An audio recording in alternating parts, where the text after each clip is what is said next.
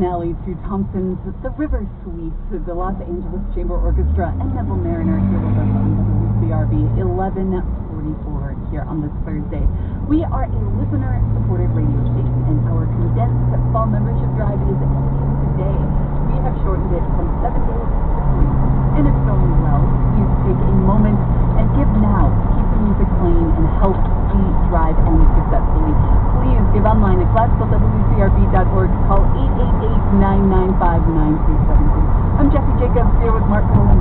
Yeah, coming into the final hours of this short fundraising drive, and right now we're looking to receive 29 contributions by noontime to help us stay on track for this really short membership drive. 29 more contributions in the next 15 minutes. Please sign up as a sustaining member or make a one-time gift. You can do that online at classicalwcrb.org or give us a call, 888-995-9272. The money that you give today will help fund the music in the months ahead. The news is happening so fast, it's hard to keep up. 2020 all-wheel. Up your game. You water it, Private. I'm not going to watch national anthem. The ratings drops are not there.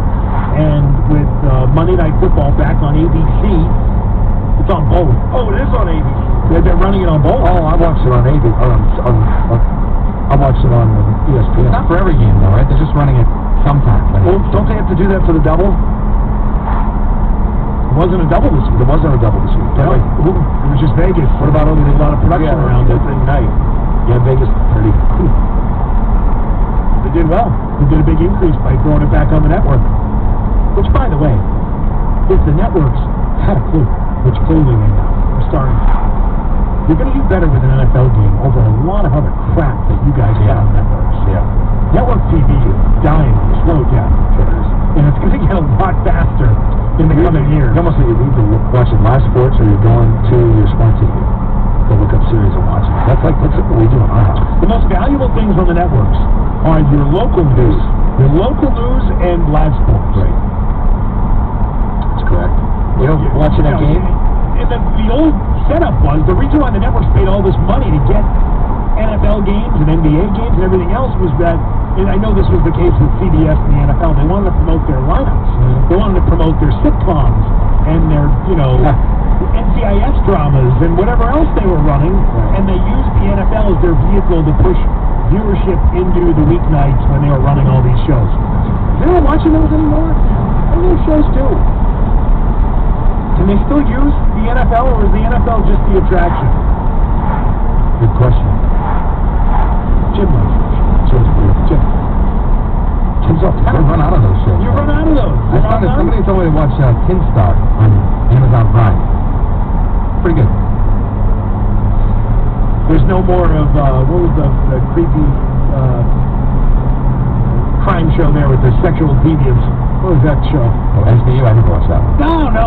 The one where they fly around on the plane. Oh, Criminal Minds. Criminal Minds. Not bad. That's a sick, twisted show. That one. Ended. All over. That one. You've seen every episode of it. Would I like that? Jim has seen every episode of that show. Would I like that? It's impressive. So if you like it, you've got 20 episodes a season for like 15 years to watch. Yeah, that'll take you a while. I can see that. You know what I started watching again? I want to look up how many episodes Criminal Minds produced in their run. 324 episodes. And Jim has them all cataloged. You've seen them all. That game in Vegas. The game in Vegas got me watching Pawn Stars. So the last couple of nights I started tuning into Pawn Stars. Just because they're in Vegas. It's just gotten so fake. It has, but I like seeing some of the cool items from it. Yeah, like this guy had a original Mario Brothers, the first one, 1985. It's the only one in the world, I guess. And it's a case that has the seal on it that has not been, tape seal that has not been opened. It's just a case inside glass. The guy was $1 million for it. He estimated that $300,000 with one video game. I can deal with the stuff that's brought in. You just have to lose all the skits, all the bits that they're doing. You know, like Pickers. I like Pickers. I love Pickers, but it's all fake. It's so really? It's all scripted. Even the picks are fake now. Anybody's looking for a good gift for me? I'm over those restorable gas pumps with the bulb. Oh, those are nice and cool. They're expensive. They're in my corner of my house. I love it. Pricey. Yes.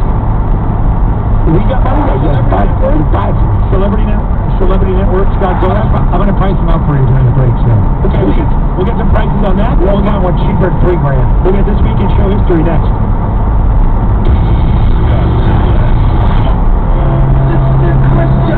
You're an astronaut. If people didn't look at the star reflection, I'm coming on another side. They want to say. And it's an good one. VGRI.com or call to schedule your sold on Duncan. Right. Closing sale yet. I saw a Twitter article.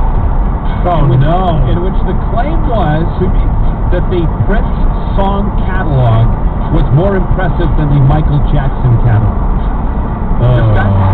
So, not factoring in that Michael Jackson was a monster, leaving that, no, just talking about the song catalog. Just song catalog. Yeah.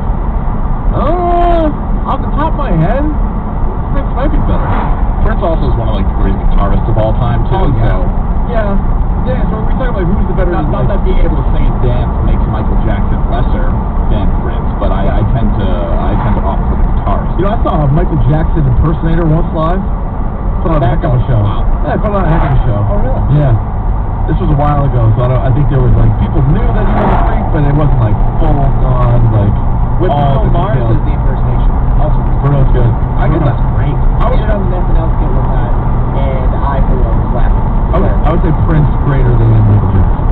That was what the argument that was going on Twitter, and this was all because of the whole Rolling Stone top 500 albums of all time thing. And then Johnny Ross was 1.82 greater than all. Top 5 bands. Yeah. Oh, Well, by the way, Rolling Stone, Travis Barker is their third greatest drummer of all time. Is he really? Yeah. Behind Ozzy, Keith Moon, and the Led Zeppelin. Pretty good.